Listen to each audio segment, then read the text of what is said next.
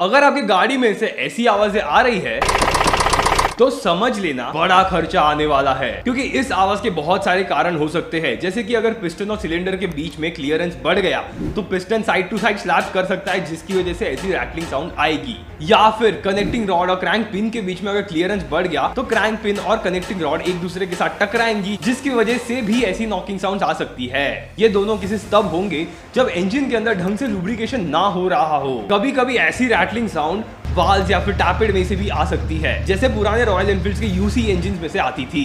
अब royal Enfield के case में ये साउंड नॉर्मल था, और ऐसी केसेस में तुरंत अपनी गाड़ी को मैकेनिक को दिखाओ, क्योंकि ये सिचुएशंस को अगर जल्दी रिजॉल्व नहीं किया और गाड़ी को आप चलाते रहे तो ये खर्चा बढ़ता जाएगा। लेकिन अगर इनमें से एक भी केस ना हो और फिर भी इंजन में से ऐसी रैटलिंग साउंड, ऐसी नॉकिंग साउंड आ रही हो, तो फिर इंजन के अंदर डिटोनेशन या फिर प्री इग्निशन हो रहा होगा, जो काफी भयंकर होता है।